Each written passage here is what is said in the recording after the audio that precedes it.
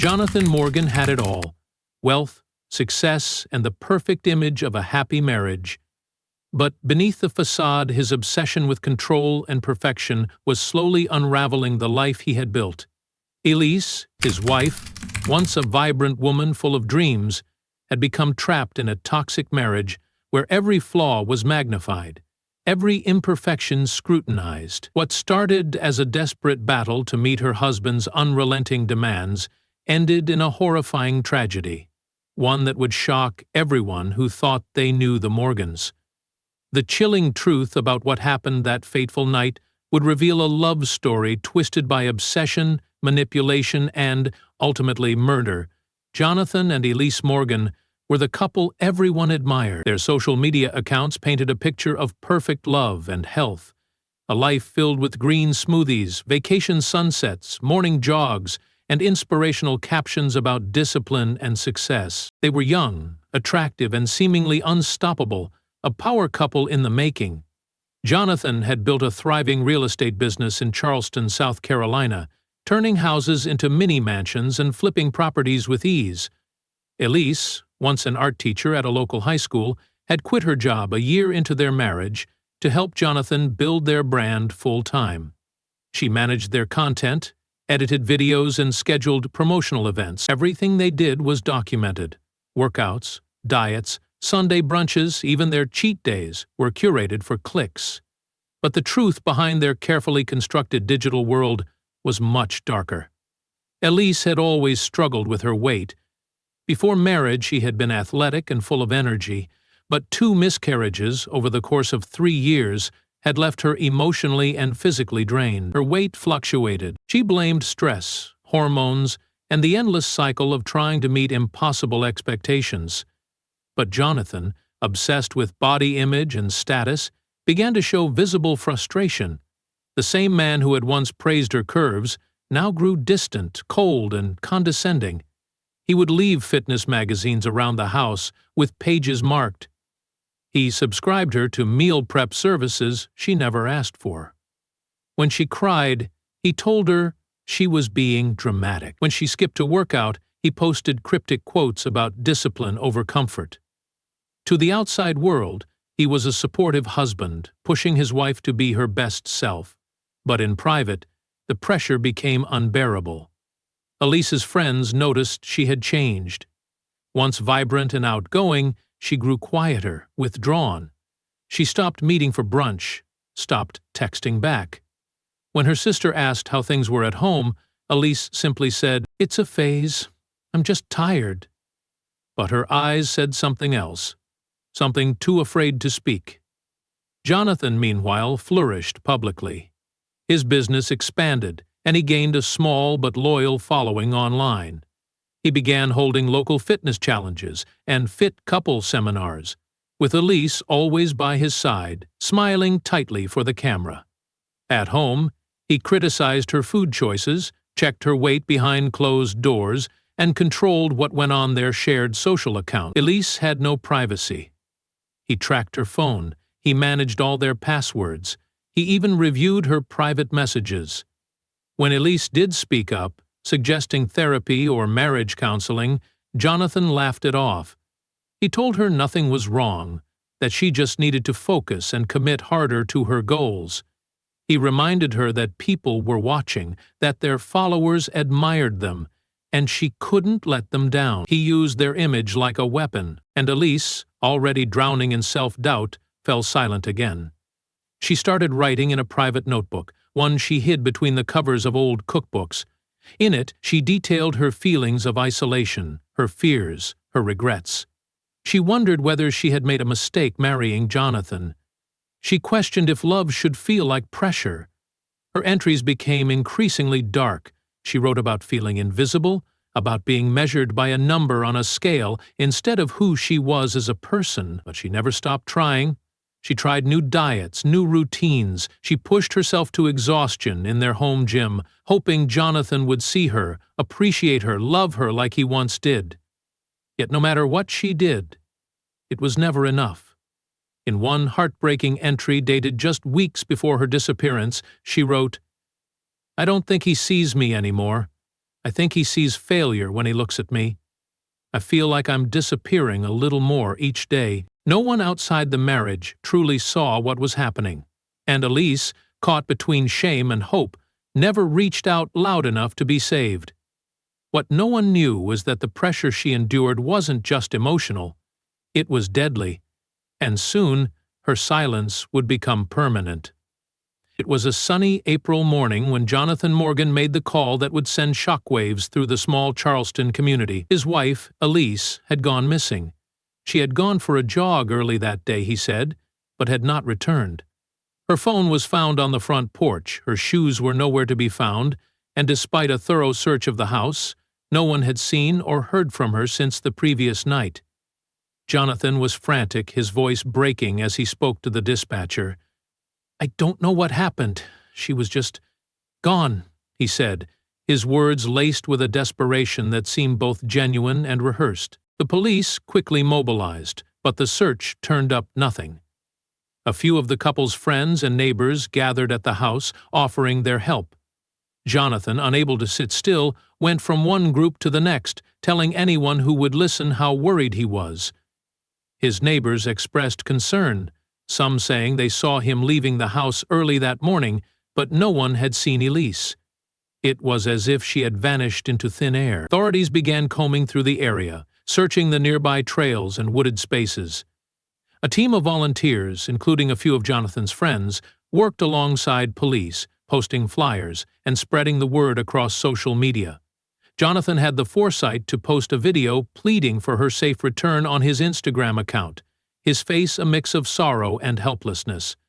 It garnered thousands of likes, and soon the local news picked up the story. His public appearance was that of a man desperate to find his wife, a man who had no idea what had happened to her. But there were discrepancies in Jonathan's story from the start. Elise's phone, which had been found on the porch, had stopped transmitting location data at 6:12 a.m., long before the time Jonathan said he had noticed her gone. Surveillance footage from their neighborhood showed Jonathan leaving the house at 5:50 a.m., but there was no sign of Elise leaving with him. The most puzzling part of his story was that, according to the neighbors, no one had seen her leave the house that morning at all. The entire scenario didn't add up, yet Jonathan maintained his composure, never wavering in his belief that Elise had simply disappeared. Detectives began to dig deeper into the couple's life. They spoke with friends, co-workers, and anyone who might have known Elise. They learned about her struggles with weight and the pressure she felt in her marriage. A few people described her as withdrawn in recent months, but no one suspected that her relationship with Jonathan had become so strained. Elise had never voiced any concerns directly, but some of her closest friends did recall that she seemed to be under a great deal of stress. She had stopped posting as frequently on social media, and when she did, her photos seemed staged, lacking the spark that had once made them shine. Her fitness routine had slowed, and she had grown more self-conscious in front of the camera. Jonathan, on the other hand, seemed determined to maintain the facade of a perfect life. He didn't mention any marital problems in public, instead focusing on the mystery of Elise's disappearance. Awesome, but behind the scenes, a team of investigators were putting together a different picture. They began to uncover strange things about Jonathan's behavior, particularly his actions in the hours after he reported Elise missing. According to phone records, Jonathan had been in contact with a criminal defense lawyer just hours after calling the police. His demeanor became colder, more distant. When the police interviewed him again, they noted his lack of emotion.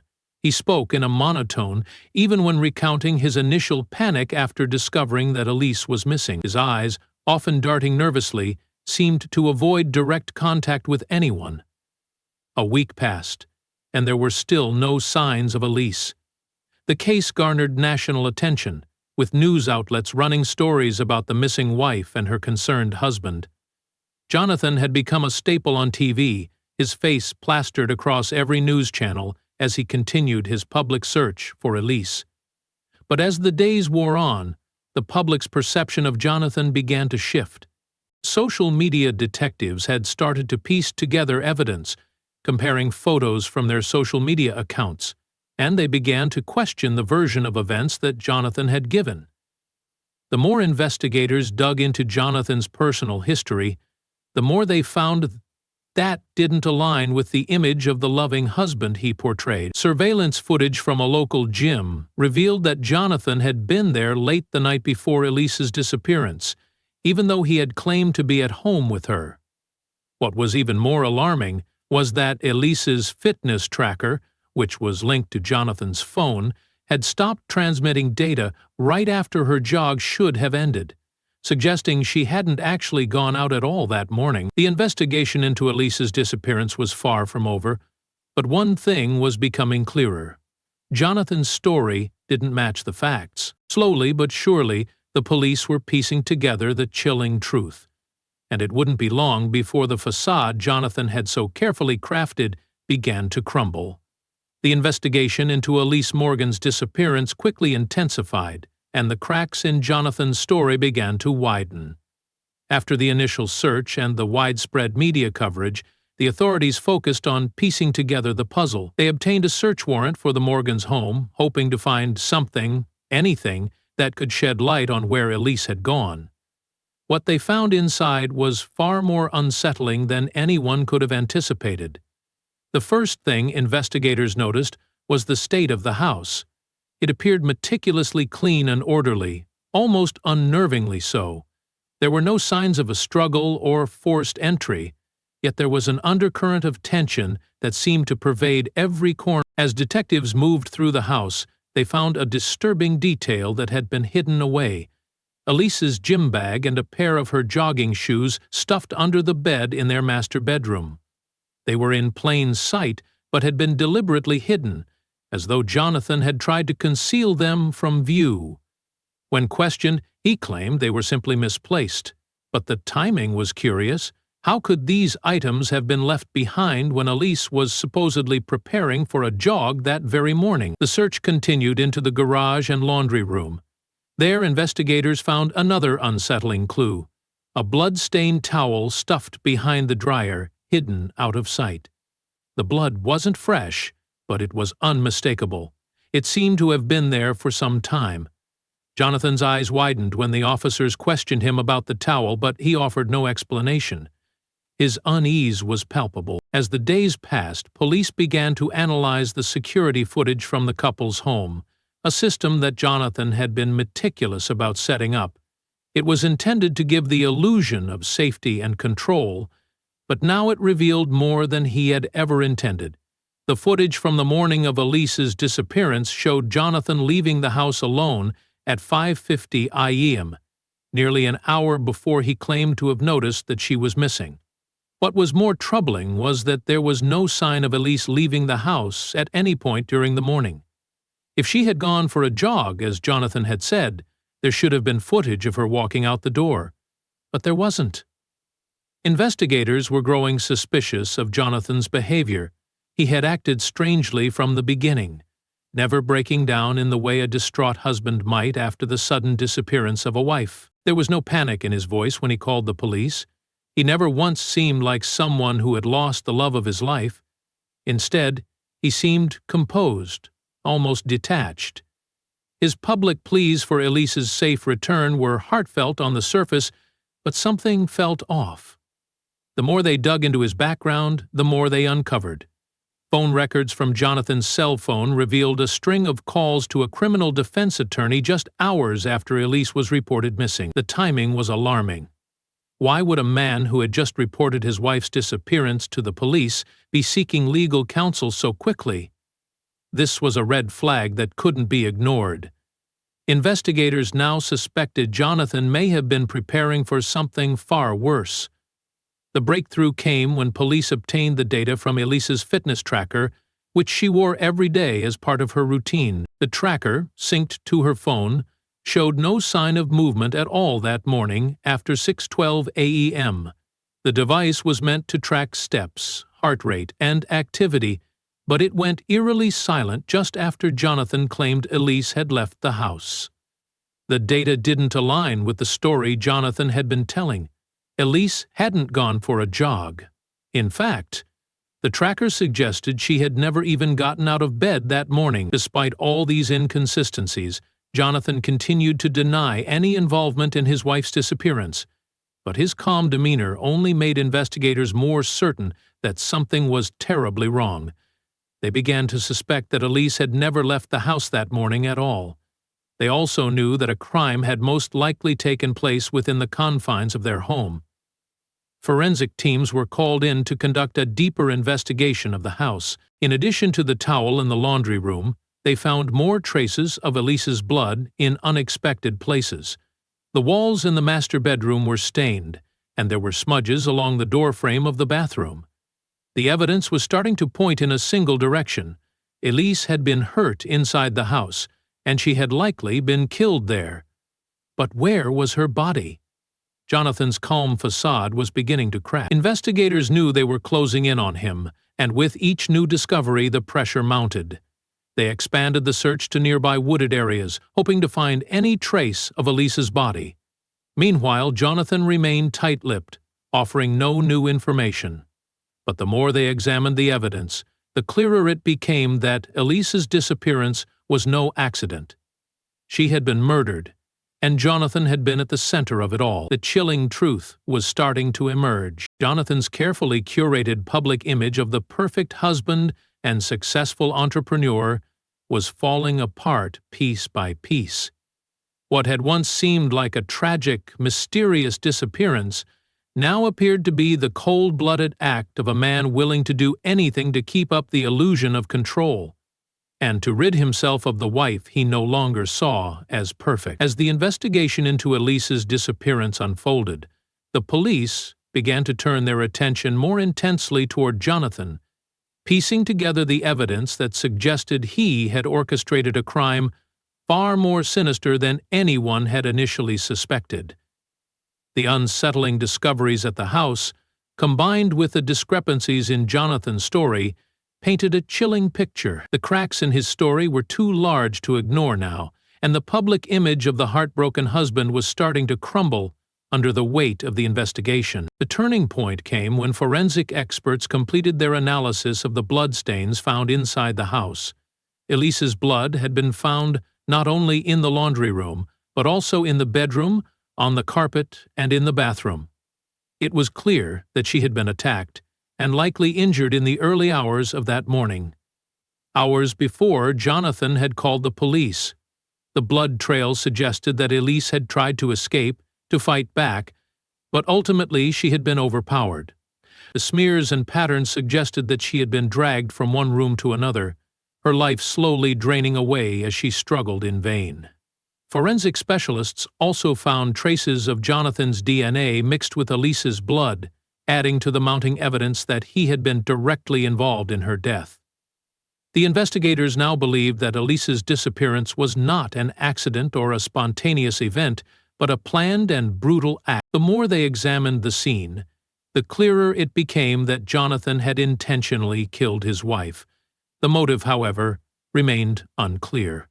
Elise's friends and family had known about her struggles with weight and body image, but no one had ever suspected that Jonathan's obsession with her appearance ran so deep that it could drive him to murder. Jonathan had always been vocal about his high standards and his desire for perfection. He frequently posted about his fitness routines, often using Elise as an example of their shared commitment to a healthy lifestyle. He had built his identity on being the epitome of success, the successful businessman, the ideal husband, and the picture-perfect couple.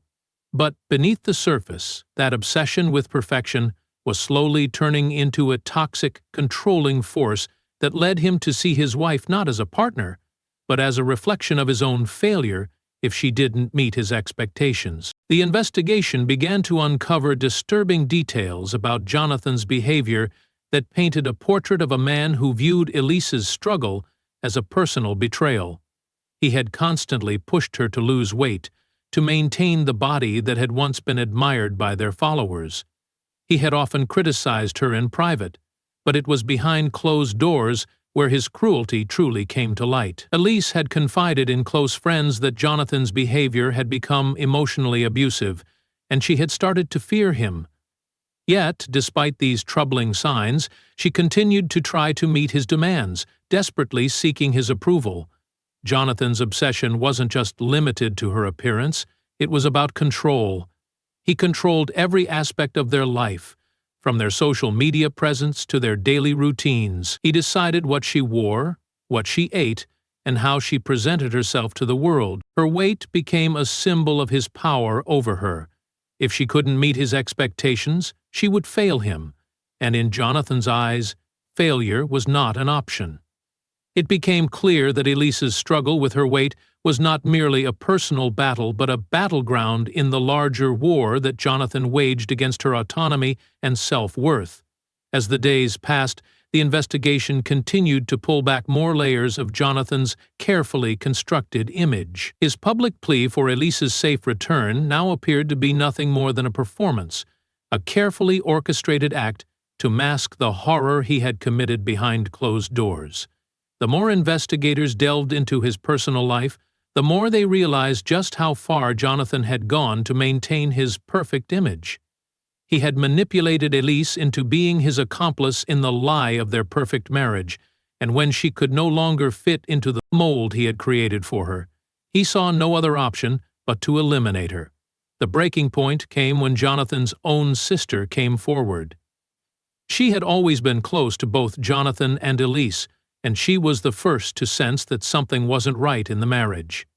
She revealed to detectives that, months before Elise's disappearance, Jonathan had confided in her about his frustrations with his wife's weight and how he had been trying to motivate her to get in shape. His obsession with her appearance, combined with his need for control, had made him impossible to live with. She mentioned that Jonathan had even made comments about how Elise would ruin everything if she didn't take better care of herself. His sister's testimony painted a picture of a man who had not only emotionally manipulated Elise, but had escalated his demands to a point of danger. With the mounting evidence, bloodstains, DNA samples, Jonathan's conflicting statements, and his increasingly suspicious behavior, the police were certain they were dealing with a murder, not a disappearance. Elise's body, they believed, was hidden somewhere close by, and they just needed to find it. Jonathan's calmness, his repeated insistence that Elise was simply missing, only solidified the investigators' growing belief that he was guilty. Finally, after weeks of searching, the authorities found Elise's body. It had been buried in a shallow grave in a secluded part of the forest near their home, just a few miles away. The discovery was both a relief and a tragedy. The answers that Elise's family and friends had been waiting for, yet the truth behind her death was even darker than anyone had imagined.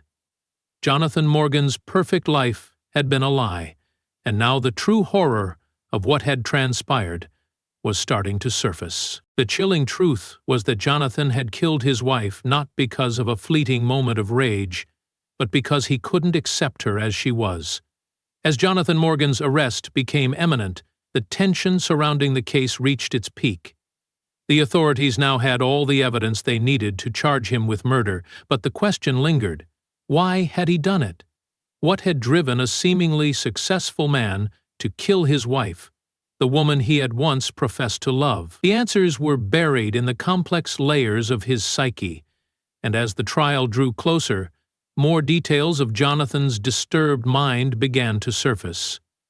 Jonathan's initial defense was a familiar one. He pleaded not guilty, insisting that he had no involvement in Elise's death. His attorneys argued that the evidence was circumstantial and that there was no direct proof linking him to the murder. They claimed that Elise's death could have been the result of an unfortunate accident or a random act of violence. They tried to paint Jonathan as a victim, a man who had been misjudged by the public and the police. However, the mountain of evidence against him was insurmountable. The bloodstains, the DNA, the hidden gym bag, the inconsistencies in his timeline, each piece painted a damning portrait of a man who had meticulously planned his wife's death. As the trial unfolded, the prosecution presented a chilling narrative of control, manipulation, and obsession. They painted Jonathan as a man who had used his marriage to Elise as a vehicle to feed his own ego, to create the illusion of a perfect life. His relentless pursuit of perfection had led him to view Elise not as a partner, but as an extension of himself. She was a reflection of his success, and when she failed to meet his ever-growing demands, he saw her as a flaw in his otherwise flawless life. In his mind, her inability to lose weight had become the final straw, an unforgivable failure that he couldn't allow to stand. The prosecution also presented the testimony of several experts in domestic abuse and psychology, who explained Jonathan's behavior as a form of coercive control. They described how Jonathan had created a toxic environment where Elise's self-worth was constantly undermined. He had isolated her, controlled her every move, and demanded that she live up to an ideal that was impossible to achieve. The experts explained that this type of manipulation often leads to emotional and physical abuse, and in Jonathan's case, it had culminated in murder. His obsession with perfection had become so all-consuming that Elise's death was the only way he could restore the illusion of control. Throughout the trial, Jonathan remained cold and detached, rarely showing any emotion. His composure seemed unnerving to those in the courtroom, as though he were more concerned with maintaining his facade of innocence than mourning the woman he had once loved. His behavior only fueled the prosecution's argument that he was a man who had lost touch with humanity. He had been so consumed by his own need for control and perfection that he had lost the ability to empathize with anyone, least of all his wife. As the trial progressed, more details emerged about Jonathan's life before Elise's death. Investigators uncovered his extensive social media presence, where he had curated an image of the perfect marriage. His posts were filled with pictures of the two of them at fancy restaurants, on exotic vacations, and at the gym. To the outside world, Jonathan and Elise appeared to be the epitome of happiness. But the reality behind the scenes was far darker. Behind the filters and the carefully crafted posts, Elise had been battling a never-ending pressure to meet Jonathan's impossible standards. His social media presence had become an extension of his need for control, a way to present a perfect image to the world while hiding the toxic reality of their relationship. In contrast to Jonathan's indifference, Elise's family and friends were vocal in their grief, sharing stories of the woman they had lost. They described Elise as kind, loving, and deeply caring, but also someone who had struggled in silence. She had always put on a brave face, trying to meet Jonathan's expectations, even as her own sense of self-worth deteriorated. They painted a picture of a woman who had been trapped in a relationship that had slowly drained her, emotionally and mentally. Elise's family and friends expressed their disbelief that Jonathan could have been capable of such an act. They had seen him as charming, successful, and devoted to his wife. But as the trial continued, it became clear that Jonathan had been hiding a darker side all along. When the jury returned their verdict, there was a sense of finality in the courtroom. Jonathan Morgan was found guilty of first-degree murder. The conviction was a bittersweet victory for Elise's family and friends, who had fought tirelessly to bring her killer to justice. They had always known that something was wrong, but it was only through the investigation and the trial that the full extent of Jonathan's cruelty was revealed. In the weeks following the trial, the public became increasingly aware of the dangers of controlling relationships and the devastating consequences of emotional abuse. Jonathan's case became a cautionary tale about the dangers of perfectionism and the toxic need for control. It highlighted how someone's obsession with maintaining an image of success could spiral into something much darker. Jonathan Morgan was sentenced to life in prison without the possibility of parole. As the gavel came down, it marked the end of a long and painful journey for Elise's family and friends. They had lost a daughter, a sister, a friend, and a woman who had been trapped in a relationship that had ultimately cost her life. While justice had been served, the scars of Elise's death would never fade. And for Jonathan, the life he had so carefully built, his image of success, his facade of control, had all come crashing down, leaving him to face the harsh truth of what he had done.